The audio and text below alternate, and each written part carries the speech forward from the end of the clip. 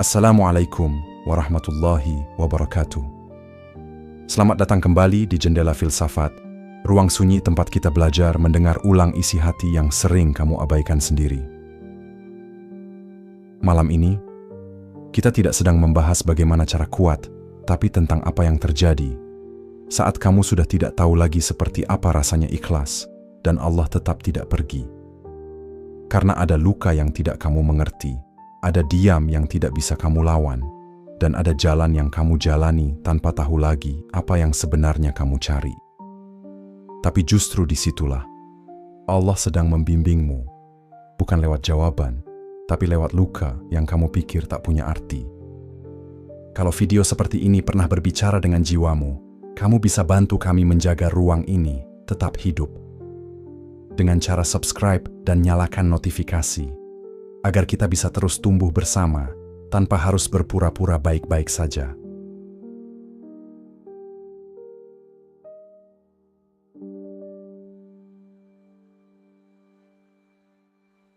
Kamu tidak lagi menyebut nama ikhlas, tapi kamu masih bertahan meski tak ada yang melihat. Kamu pernah menjadi seseorang yang tahu bagaimana menyebut keikhlasan. Kamu pernah mengucapkannya dengan yakin. Dulu, ketika hatimu masih penuh semangat, kamu bisa berkata, "Aku ikhlas, ya Allah." Tapi sekarang, kata itu seperti lenyap dari kamusmu. Tidak lagi kamu sebut, tidak lagi kamu yakini, dan tidak kamu tahu apakah kamu masih memilikinya. Karena bagaimana bisa kamu tahu kamu sedang ikhlas? Kalau kamu bahkan tidak tahu lagi kenapa kamu masih bertahan? Kamu diam, terlalu sunyi untuk disebut sabar, terlalu letih untuk disebut tabah, dan terlalu remuk untuk disebut kuat. Tapi anehnya, kamu masih ada, masih bangun, masih menghadap, masih menarik napas, masih menjalani hari-hari yang terus menggoreskan rasa sakit yang tidak kamu ceritakan pada siapapun. Kamu tidak melawan, tapi kamu juga tidak menyerah. Kamu tidak membanggakan diri karena bertahan, tapi kamu juga tidak mengutuk dirimu karena tidak pergi. Dan disitulah, tanpa kamu sadari, Allah sedang memandangmu lebih dalam dari sebelumnya. Karena ikhlas itu bukan selalu tentang hati yang siap, tapi tentang hati yang tidak lari, meski tidak tahu lagi harus bagaimana. Ikhlas itu bukan selalu tentang kata-kata lembut yang menguatkan, tapi tentang tangis yang kamu tahan saat tidak ada yang bertanya. Allah tahu, kamu berhenti menyebut ikhlas, bukan karena kamu hilang arah, tapi karena kamu tahu, kata itu terlalu agung untuk diucapkan dengan hati yang setengah mati. Maka kamu memilih diam.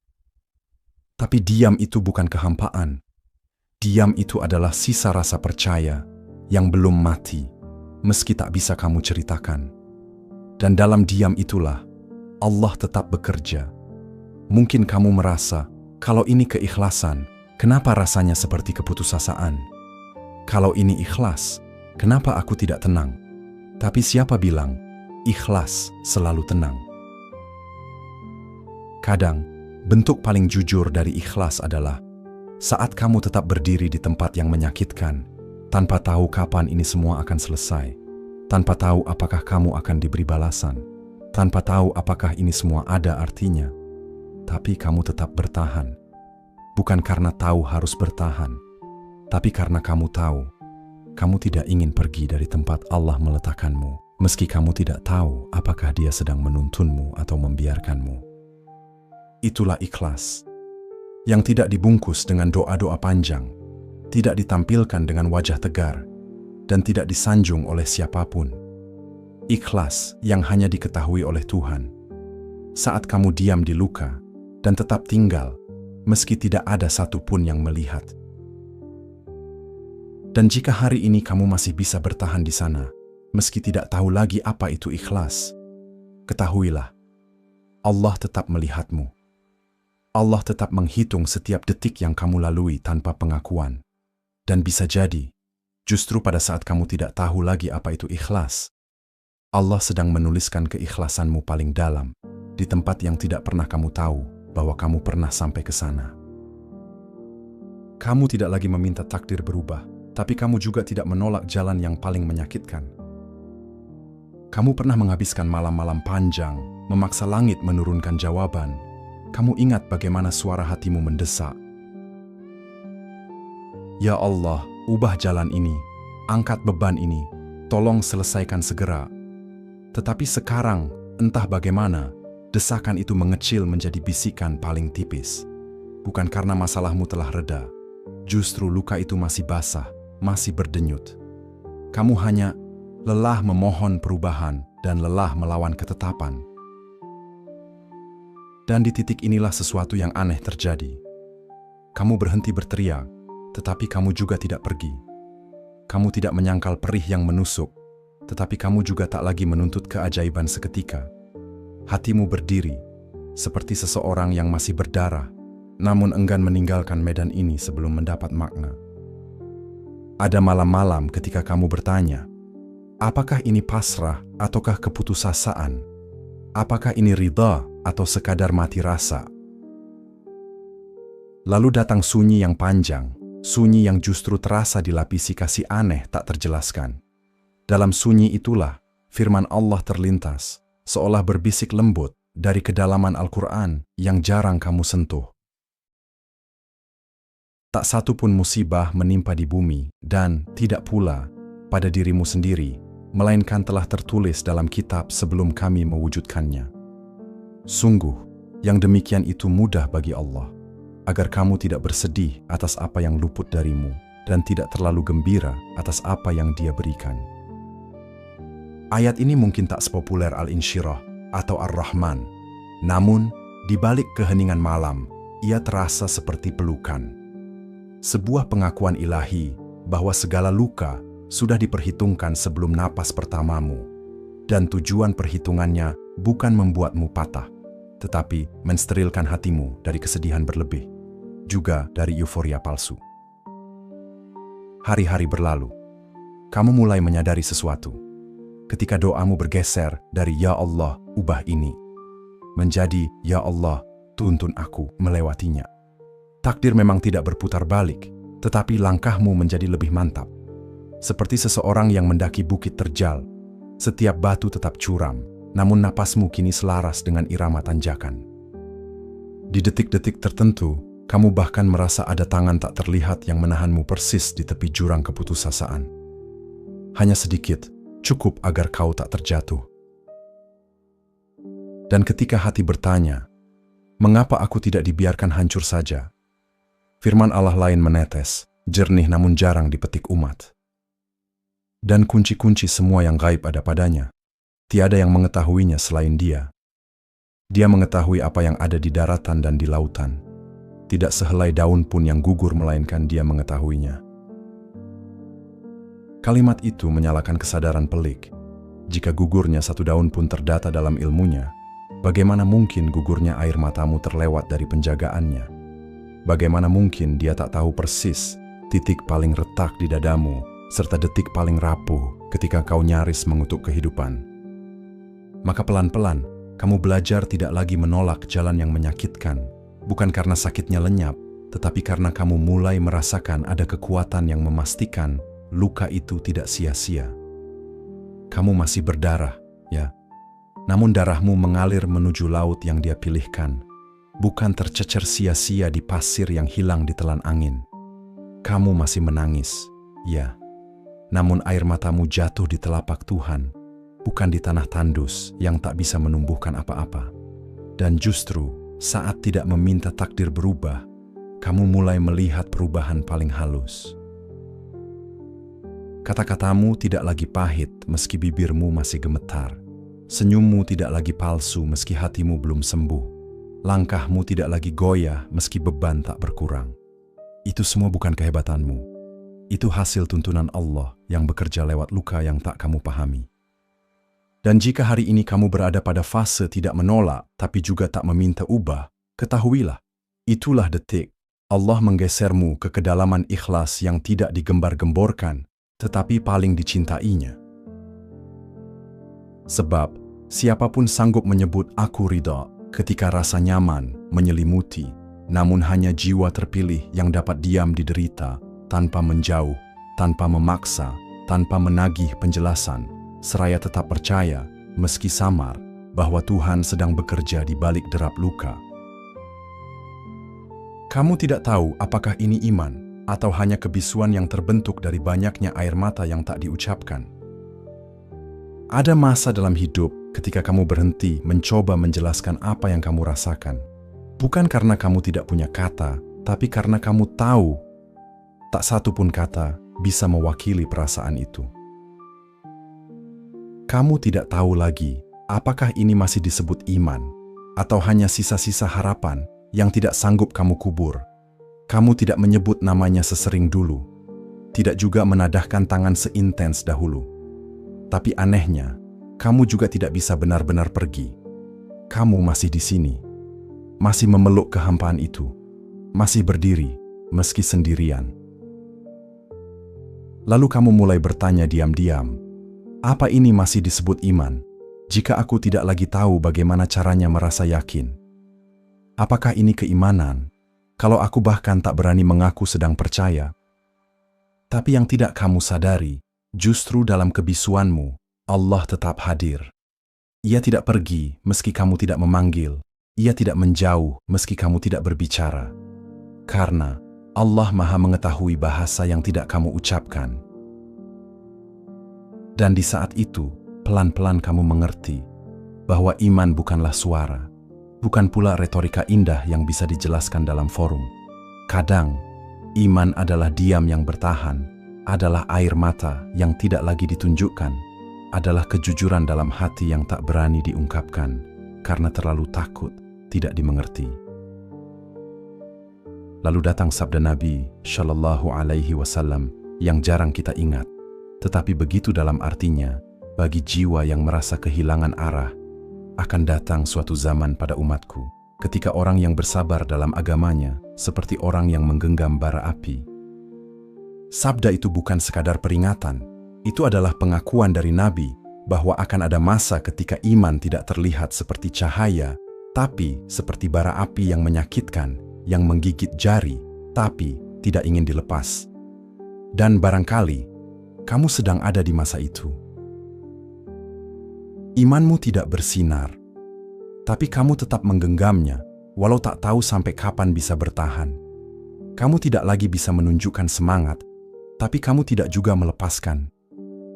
Itulah tanda bahwa kamu belum hilang. Iman itu masih ada, meski tidak menggelegar, masih bernafas, meski pelan, masih menyala, meski nyaris padam. Dan jika hari ini kamu bertahan dalam diam, dengan doa yang tak lagi kau ucapkan, dengan luka yang tak bisa kamu jelaskan, dengan iman yang tak bisa kamu tunjukkan, maka ketahuilah, Allah sedang memandangmu dengan penuh cinta dan pengertian, lebih dari saat kau berseru lantang dan penuh keyakinan. Karena bagi Allah, bahkan iman yang gemetar tetaplah iman. Bahkan hati yang tak tahu cara bicara tetaplah didengar. Bahkan genggaman paling lemah pun tetap dirangkul. Kamu tidak tahu apa hikmahnya, tapi kamu tidak lagi mencari jalan pintas untuk keluar. Dulu ketika luka pertama kali datang, kamu bereaksi seperti semua manusia yang terluka. Bergegas mencari jalan keluar, memaksa pintu terbuka, menggenggam doa dengan tangan yang gemetar, memohon ke langit agar takdir segera dibelokkan. Kamu tidak salah. Memang begitu manusia, tak tahan diam dalam sakit, tak kuat berlama-lama dalam gelap. Tapi sekarang, ada yang berubah. Bukan karena lukamu sudah sembuh, bukan karena masalahmu sudah reda, melainkan karena kamu sudah terlalu lelah untuk melawan. Kamu masih ingin keluar, tapi kamu tidak lagi memaksa. Kamu masih berharap, tapi tidak lagi berteriak. Kamu masih sakit, tapi kamu mulai tenang di dalamnya. Dan tanpa sadar, itulah awal dari kedewasaan ruhani yang tak bisa kamu pelajari dari ceramah, tapi hanya bisa kamu rasakan di tengah sunyi yang tidak kamu minta. Dulu kamu menuntut Allah memberi jawaban. Sekarang kamu lebih banyak diam. Bukan karena kamu menyerah, tapi karena kamu sadar. Banyak luka yang tidak butuh penjelasan, hanya butuh keberanian untuk tidak kabur. Mungkin ini bukan akhir yang kamu doakan, tapi kamu tetap di sini. Di tengah luka, di tengah sepi, di tengah ketidakmengertian, kamu tetap diam dan tetap memilih untuk tidak lari. Salah seorang sufi agung, Imam Abu Hamid Al-Ghazali, pernah menulis dalam Ihya Ulumuddin, "Jika Allah menempatkanmu dalam luka yang panjang, jangan buru-buru keluar, karena seringkali disitulah tempat Dia sedang mencuci hatimu dari sesuatu yang kamu tidak tahu telah mencemarinya." Dan ketika aku membaca itu, aku teringat kamu dan semua orang yang hari ini mungkin sedang merasa, aku tidak tahu untuk apa semua ini. Tapi diam-diam, kamu mulai mengerti bahwa Allah tidak sedang mempermainkanmu. Dia sedang memurnikan sesuatu dalam dirimu yang hanya bisa dibentuk di ruang luka itu. Sesuatu yang tidak bisa muncul kalau hidupmu terlalu lancar, terlalu ringan, terlalu aman. Kamu tidak tahu apa hikmahnya. Kamu bahkan tak tahu apa yang akan terjadi besok. Tapi kamu juga tidak lagi tergoda untuk mencari pintasan yang bisa mempercepat semuanya. Kamu mulai rela berjalan lambat, meski sakit, asal tidak mengkhianati hatimu sendiri. Itulah keikhlasan yang tidak dideklarasikan. Itulah tawakal yang tidak diumumkan. Itulah penyerahan diri yang hanya Allah tahu, karena hanya Allah yang menyaksikan kamu tetap di tempat itu. Meski kamu tahu kamu bisa saja pergi. Dan tahukah kamu, itu jauh lebih agung di mata Allah dibanding doa-doa yang dibaca lantang, tapi tidak bertahan dalam kesunyian. Karena di titik ini, kamu tidak sedang berharap untuk bebas dari ujian. Kamu hanya ingin tidak salah melangkah.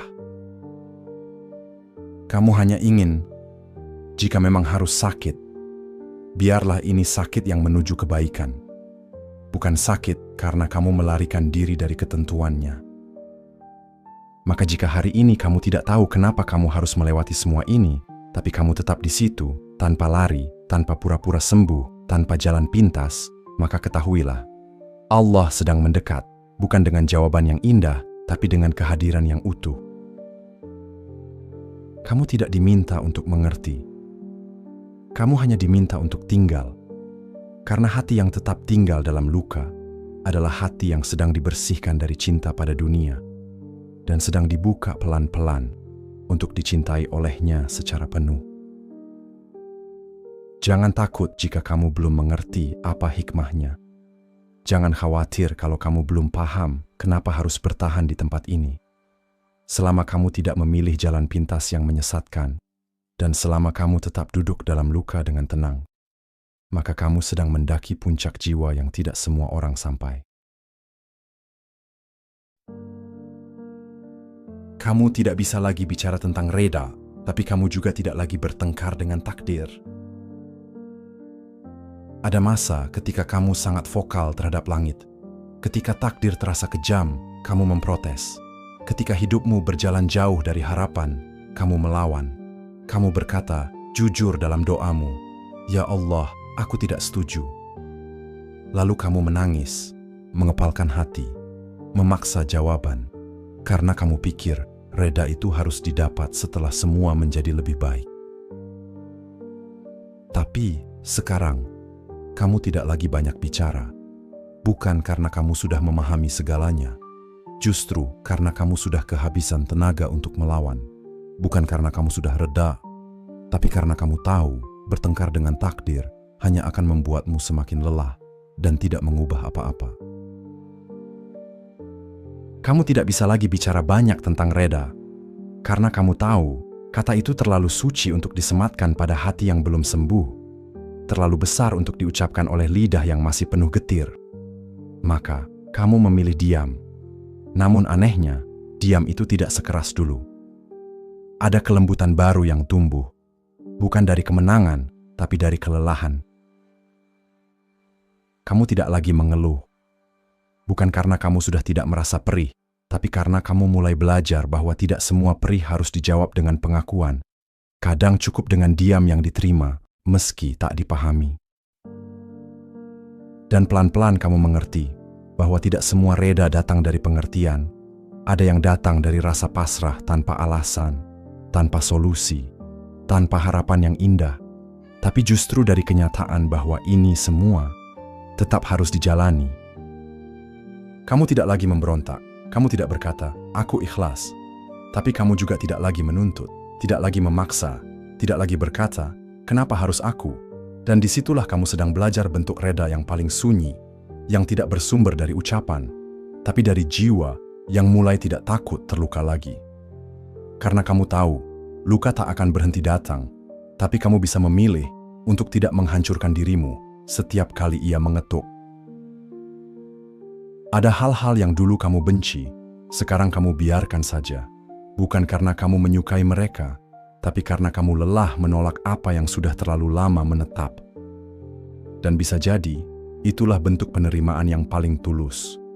Tidak lagi mengusir sesuatu yang tidak kamu mengerti, hanya karena itu menyakitkan. Sekarang kamu tidak berkata, "Aku reda." Tapi kamu juga tidak berkata, "Aku marah." Kamu hanya hening, melanjutkan hari, menjalani hidup seperti air yang mengalir, tanpa pertanyaan besar, tanpa ekspektasi tinggi.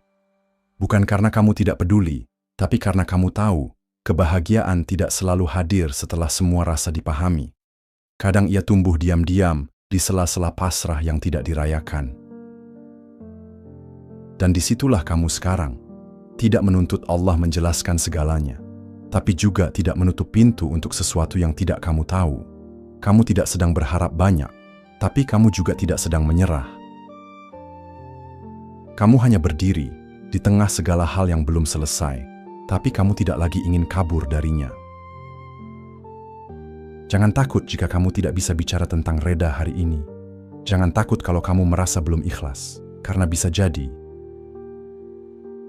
Allah tidak menunggu ucapanmu, tapi Dia melihat caramu tidak lagi bertengkar, meski hatimu belum selesai disembuhkan.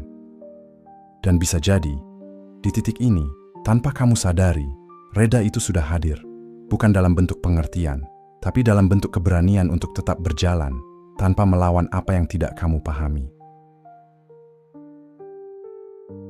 Kamu merasa tidak tulus, tapi kamu juga tidak berniat menyakiti siapa-siapa, meski hati sudah retak.